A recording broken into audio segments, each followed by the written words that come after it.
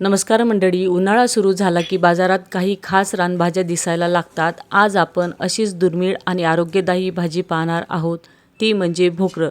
यालाच काही ठिकाणी गोन्ने किंवा लसोडा असेही म्हणतात. आज आपण ही भाजी पारंपरिक पद्धतीने करणार आहोत. अशा पद्धतीने ही भाजी केली तर अजिबात चिकट होत नाही, एकदम लोणच्यासारखी अप्रतिम चवीची लागते. इथे 1 पावच्या जवळपास मी भोकरं घेतलेली आहे. भोकरं म्हणजेच गोन्नं. तर तुमच्या भागात या भाजीला काय म्हणतात ते नक्की मला कमेंट्स करून सांगा. त्यानंतर भाजीला लागणारे मसाले पाहूया. लाल तिखट, मोहरी, जिरे, हळद, गरम मसाला, हिंग, मीठ, 5 ते 6 लसणाच्या पाकळ्या, 2 मिडियम आकाराचे कांदे आणि अर्धी वाटी शेंगदाणे हे भाजीला लागणारे साहित्य आहे. आता ही भोकऱ्याची देठे आपल्याला तोडून घ्यायची आहे. तर ही लगेच तोडल्या जातात. याला स्वच्छ निवडून घ्यायचे आहे.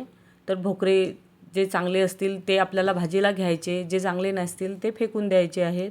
तर भोकरे आपण निवडून घेतले. हे स्वच्छ 2-3 पाण्याने आपल्याला आता धुवून घ्यायचे आहेत, म्हणजे यावर काही चिकटावा असतो तो निघून जातो. ह्या भाजीच्या साहित्यामध्ये एक मुख्य घटक सांगायचा राहिला, तो म्हणजे कैरी. तर या भाजीमध्ये आंबटपणासाठी आपण कैरीचा वापर करणार आहे. तर इथे मी कलमी कैरी घेतलेली आहे. गावरान कैरी जास्त आंबट असते, त्याऐवजी मी या कलमी कैरीचा वापर भाजीत टाकण्यासाठी करणार आहेत. आता 2-3 पाण्याने भोकरं चांगली धुवून घ्यायची. इथे 1.5 ग्लास पाणी मी गरम करायला ठेवलेलं आहे. भोकरं ही चांगली 2-3 पाण्याने स्वच्छ धुवून घेतलेली आहे. आता या गरम पाण्यात लगेच आपल्याला ही भोकरं टाकून द्यायची आहेत. म्हणजे ही भोकरं आपल्याला 3 ते 4 मिनिट उकळून घ्यायची आहेत. इथे संपूर्ण भोकरं टाकून घेतले. त्यानंतर अर्धा चमचा मीठ टाकून घेतलं आणि किंचितशी हळद टाकून घेतली. टाकलेलं सर्व साहित्य चमच्याने चांगलं एकत्र करायचं. आता उकळी आल्यानंतर यावर झाकण ठेवून ही भोकरं आपल्याला 3 ते 4 मिनिट शिजून घ्यायची आहेत. त्यानंतर आपल्याला शेंगदाणे भाजून घ्यायचे आहेत. पॅनमध्ये अर्धी वाटी शेंगदाणे घालून घेतले. आता याला मीडियम आचेवर भाजून घ्यायचे आहेत. तर इथे हलके डाग आपल्या शेंगदाण्याला दिसत आहे. इथे आपले शेंगदाणे भाजून झालेले आहेत. थंड करण्यासाठी बाजूला ठेवून द्यायचे. इथे आपण जी कलमी कैरी घेतली होती, म्हणजेच तोतापुरी कैरी, हिची साल काढून घ्यायची आहे आणि मीडियम खिसणीने ही खिसून घ्यायची आहे. जर तुम्हाला खिसायचे नसतील तर या कैरीच्या तुम्ही बारीक फोडीही करू शकता. तर अर्धी कैरी मी खिसून घेतलेली आहे. तर जास्त कैरी खिसायची नाही, बस एवढी कैरी आपल्याला पुरेशी आहे. कैरी खिसून झाली. 4 मिनिट झाले. भोकराचे झाकण उघडून पाहू. तर भोकरं कितीपर्यंत शिजले ते पाहायचे आहे. तर चमच्यामध्ये एक भोकर घेऊन पाहिले आणि असे बोटाने दाबून पाहिले तर लगेच दबते, म्हणजे भोकरं आपले योग्य पद्धतीने शिजलेले आहेत.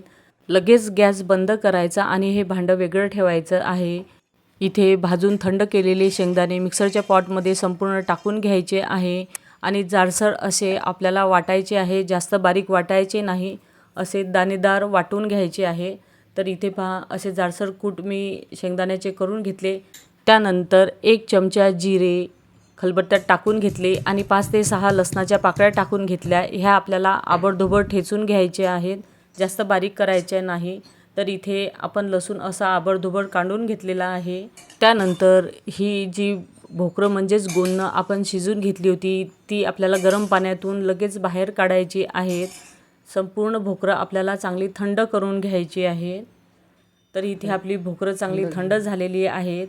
आता हाताने यामधलं बी आपल्याला काढून घ्यायचं आहे. अशा पद्धतीने भोकरामधले बी आपल्याला काढून टाकायचे आहे आणि यामधला जेवढा चिकटपणा निघेल तेवढा काढून टाकायचा आहे. ही भोकरं आकाराने छोटी असतात. जेव्हा आपण बी काढतो त्यासोबतच याचा चिकटवा बाहेर निघून जातो. फक्त आत ही जी साल असते ती पाहायची, काळी आहे का. जर काळी असेल तर ती टाकून द्यायची आहे आणि चांगली असेल तीच आपल्याला भाजीला वापरायची आहे. तर या पद्धतीने मी याची सालही पाहत आहे, काळी आहे का. काळी असली तर मी ती घेत नाही आहे. फक्त ह्या बिया लगेच चटकन निघतात आणि फक्त निवडायच्या वेळेस ही साल काळी आहे का जास्त तर घ्यायची नाही. काळी नसेल तर आपल्याला भाजीला घ्यायची आहे. तर या पद्धतीने मी सर्व भोकरं निवडून घेतली आणि जी काळी साल आहे ती मी अशी प्लेटमध्ये वेगळी काढून घेतलेली आहे. एवढ्या आपल्या बिया पूर्ण काढून घेतलेल्या आहेत. तर संपूर्ण बिया काढायच्या, अजिबात बिया ठेवायच्या नाही. आता याची जी साल आहे ही आपल्या पद्धतीने जेवढे बारीक आपल्याला या भाजीचे तुकडे करायचे तसे करून घ्यायचे आहे. हे जोडलेले जे भोकरं आहे त्याचे 2 भाग करत आहे. तर जास्त मी बारीक करत नाही आहे. तर तुम्ही याचे तुकडे थोडे बारीकही केले तरी चालेल. आता आपण भाजी करूया. कढईमध्ये मी 3.5 पड्या तेल टाकून घेतले. तेल चांगले गरम झाल्यानंतर त्यामध्ये मोहरी टाकून घेतली. मोहरी छान तडतडल्यानंतर आपण जो बारीक चिरलेला कांदा आहे तो इथे टाकून घ्यायचा आहे. त्यानंतर हिंग टाकून घ्यायचा आहे. तर या भाजीला कांदा जरा जास्त प्रमाणात घ्या, चव अजून जास्त चांगली येईल. आता कांद्याचा कच्चेपणा जाईपर्यंत कांदा आपल्याला चांगला परतून घ्यायचा आहे. तर इथे मी कांद्याचा थोडासा रंग बदललेला आहे. तर आपण जो आबडधोबड काढून घेतलेला लसूण आहे तो इथे टाकून घ्यायचा आहे. लसणाचा थोडासा कच्चेपणा जाईपर्यंत आपल्याला परतून घ्यायचा आहे. त्यानंतर जी खिसलेली कैरी आहे ते आपल्याला इथे टाकून घ्यायची आहे, म्हणजे कांदा आणि लसणासोबत तेही तेलात चांगली मऊ पडेल. तर इथे लसूण थोडासा झालेला आहे. त्यानंतर आपण चमच्याने मोजून, पोहे खायचा चमचा आहे त्याने मोजून 3 चमचे मी कैरीचा खीस इथे टाकून घेतलेला आहे.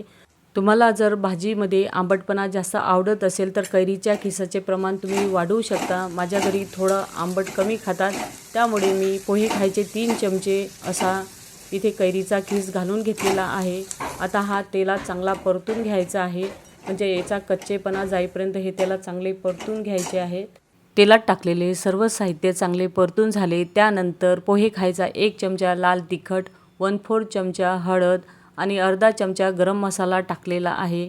इथे तुम्ही गरम मसाल्याऐवजी काळा मसाला किंवा गोळा मसाल्याचाही वापर करू शकता. कढईमध्ये टाकलेले सर्व मसाले चमच्याने छान एकजीव करून घ्यायचे आणि 1 ते 1.5 मिनिट आपल्याला हे परतून घ्यायचे आहे. हे परतल्यानंतर आपण जे भोकरं बारीक करून घेतलेली आहेत ते इथे लगेच टाकून घ्यायची आहेत. ही उकडलेली भोकरं म्हणजेच गोंदनं आपण निवडत होतो तेव्हा चिकट वाटत होती, पण भाजी झाल्यानंतर अजिबात चिकट वाटत नाही. संपूर्ण भोकरं आपण ही भाजीमध्ये टाकून घेतली. इथे अर्धा चमच्याच्या जवळपास मी मीठ टाकून घेतलं. तर मीठ हे आपल्या चवीवर अवलंबून आहे. आता टाकलेलं सर्व साहित्य चांगलं एकजीव करून घ्यायचं आहे. आता गॅसची फ्लेम एकदम मंद करायची आणि मंद आचेवर झाकण ठेवून ही भाजी आपल्याला 2 ते 3 मिनिट शिजून घ्यायची आहे.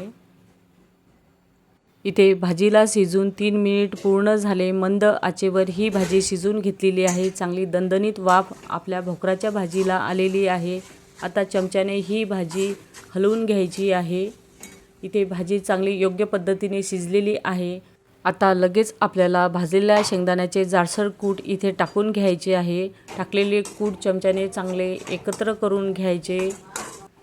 आता हे चांगले एकत्र झाले. गॅसची फ्लेम पुन्हा मंद करायची आणि मंद आचेवर परत ही भाजी 2 ते 3 मिनिट शिजून घ्यायची आहे.